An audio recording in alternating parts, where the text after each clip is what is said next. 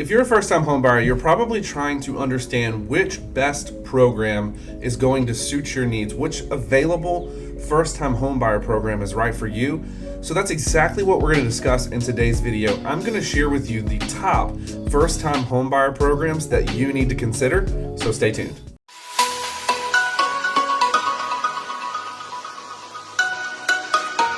Well, hey, what's up everyone? This is Channing, and like I said in today's video, we're talking about first-time homebuyer programs, the best first-time homebuyer program available to first-time home buyers, the ones that you want to consider. So when we're talking about first-time homebuyer programs, we first have to talk about whether we're talking about no down payment programs or low down payment programs, because there are differences between the two, and everyone's situation is going to be different. You may have saved up a down payment, which is going to give you more options when it comes to purchasing your first house, versus if you don't have the ability to save up a down payment, you're going to have to stick with one of the no down payment options available to you. So when we start to consider the no down payment programs, you're going to be looking at loan programs that are just naturally no down payment required, which are going to be the USDA Rural Development Loan and the VA loan, which is for veterans.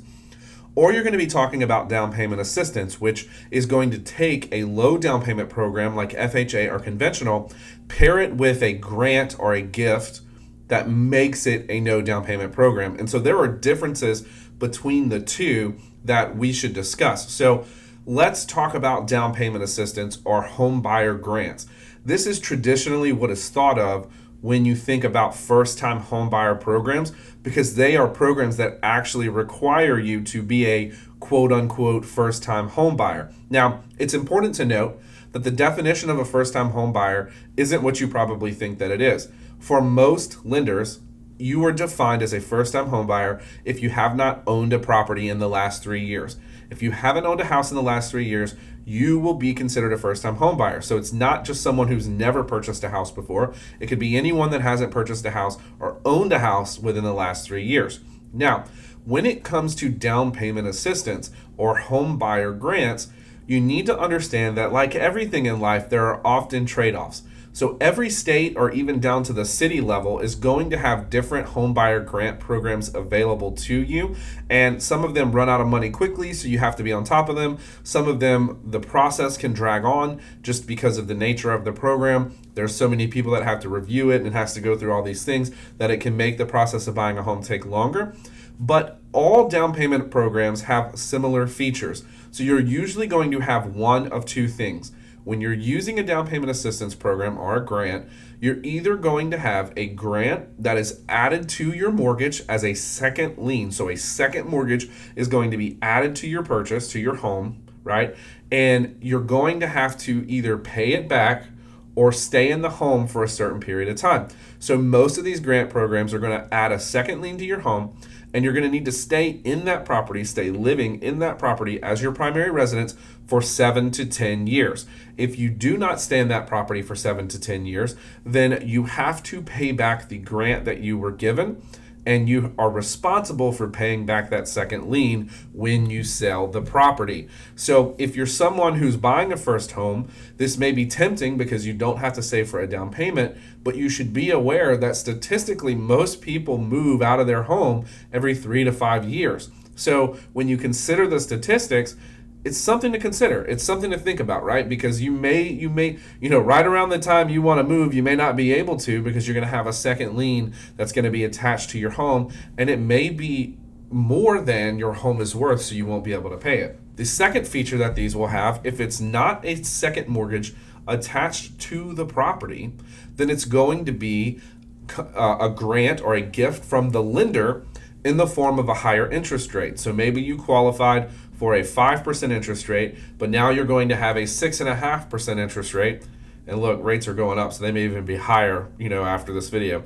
But the point remains, you're going to pay for the grant in the form of paying more interest. Now, this is going to do two things. This is going to create two kind of issues for you that you need to consider. Number one, you're going to be able to purchase a less house than you would if you weren't using a program like this, because that higher interest rate is going to make your monthly payment higher, and you're going to pay more for this house over time than someone who didn't use that program. So you have to be aware of that when you're going into it. And the second is something that we kind of already mentioned. So not only is it going to make what you can purchase less, it's going to make your monthly payment more, which the two are tied together. So not only are you going to be able to spend less, you're going to be paying more, and it's going to create a situation where you just need to understand what you're getting yourself into. Now, is it wrong? Well, I don't think so, not necessarily. It depends on your personal situation. If you're low income or you know that you really have no shot at qualifying for some of these other programs we're going to talk about here in a second, or saving up for a down payment, then owning a house is better than not owning a house if you can afford it. But that's the key thing, is that you have to be able to afford it. And if you can't, then buying a house that you can't afford is just putting yourself in an even worse position. So let's compare the down payment assistance programs with the true no down payment programs. Now, I'm going to talk mainly about USDA rural development loans. VA loans are fantastic, and if you're a veteran, I have a video I'm going to link right here, somewhere, right? I'm going to have a card that I'm going to link in this video.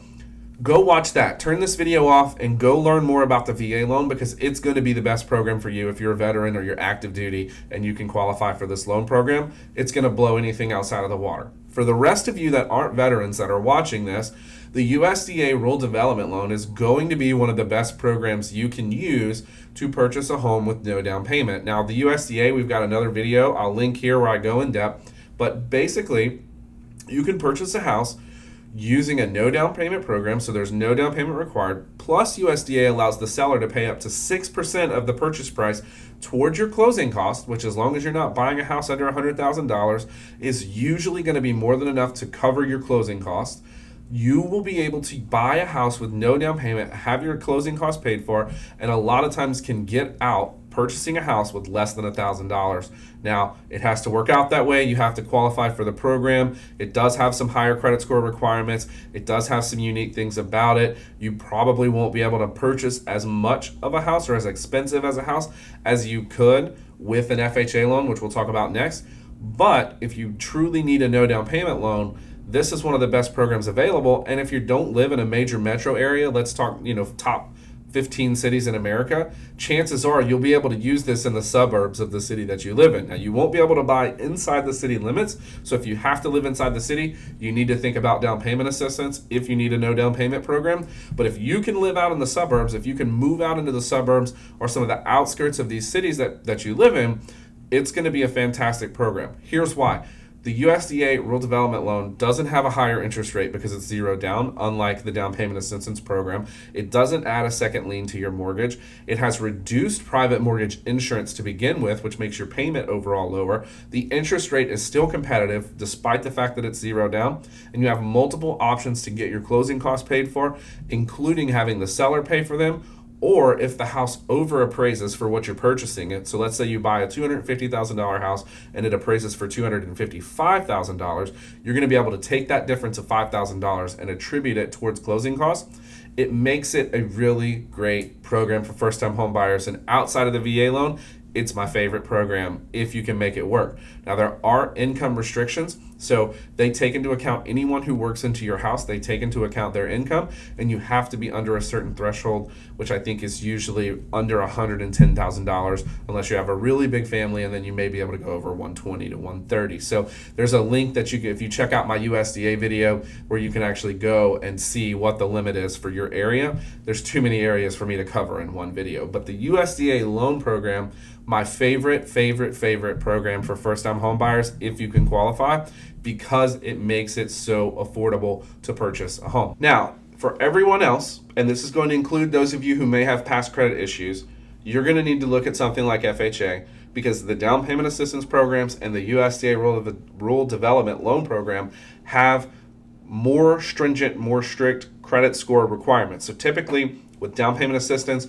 and USDA, you need to be at least a 620 credit score. You need to make under a certain amount. So not all of you are going to qualify for that. So for those of you that don't, you need to shift your focus into a low down payment requirement program. And to me, it doesn't get any better than FHA for these low down payment requirements. The deal with FHA They will allow you to purchase a house with a credit score as low as 580, and you only need 3.5% down from the purchase price. So they're going to be really flexible when it comes to prior credit issues, including bankruptcies, collections, charged off accounts, late payments, all of that stuff. Even foreclosures. Now there are waiting periods, right? So you can't, the day you get out of bankruptcy or the day your house gets foreclosed on, you're not getting a loan program. Not with one of these traditional loans. There are waiting periods, but they are a lot more flexible than, say, a conventional loan. The other thing that I love about FHA is that it has higher debt to income requirements. So whereas the USDA will say you cannot buy a house that's going to cost you more than 43% of your gross monthly income, and that's after you subtract out your debts that you're paying, FHA will allow you to go up to a 50% debt to income ratio, 55 even if you have, let's say more than a 620 or you have reserves. They will actually allow you to go up to 56.99%. So it gives you the option to spend a little bit more. It's a lot more flexible in terms of lower credit scores, and you're going to get the option of having that low down payment. Now, FHA does also have a program if you're under 580, and they actually don't have a credit score requirement, but most lenders cap this at 500 or even 550. You can still use an FHA loan, but you're going to need 10% down. So that's a big ask for a lot of people, but if you have it, say you sold a house or something, then you may qualify for the program as well.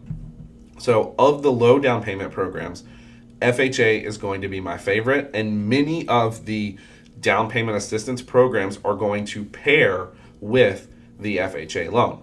Now, one more loan program we need to discuss is conventional. We haven't talked about it. Conventional is the program that a lot of people think you need to have 20% down to be able to use this loan. Well, that's not actually the case. So conventional has some first-time home buyer components. If you're a first-time home buyer, you can purchase a home using a conventional loan with only 3% down. Now, the thing to note is that if you don't have a high credit score, and I mean like 740 plus, a lot of times your payment and your interest rate is going to be better using the FHA loan. However, there's some differences because the FHA loan, the PMI never goes away. Conventional, it does. I can't cover that in today's video, but with conventional, you can buy a house with them using 3% down. Or if you're not a first-time home buyer, you'll need 5% down. But we're going to talk about the 3. So if you're a first-time home buyer, you have to be a first-time home buyer. You can purchase a home with conventional via 3% down. Doesn't matter who you are. If you're a first-time home buyer that makes, under a certain amount for your area, and it's typically $50,000 to $60,000 here in Louisiana, but in some of these high-cost areas, it might be $80,000 or $100,000. It's typically 80% or less of your area's median income. If you make under that, if you gross under that, then you're going to qualify for some special conventional programs called Home Ready or Home Possible. And these programs not only are 3% down, but they have reduced PMI and reduced interest rates because they get rid of these pricing adjustments that conventional has when you don't put a large down payment down. So if you're a first-time home buyer and you have high credit, you may want to look at conventional, but you're going to want to compare that with FHA to see what the best option is, understanding that most people are going to refinance their FHA loan in a few years anyways to conventional so that they can get rid of the PMI. So these are my favorite first-time home buyer programs. There's a lot that goes into them, so if you have any questions about that, feel free to drop a comment below or click the link in the description where you can book a call and talk to my team. If you're in Louisiana, we're currently licensed there. Even if not, we're still happy to help you. As always, please like this video and subscribe to the channel so that you never miss another video. I'm Channing, and I look forward to talking to you soon.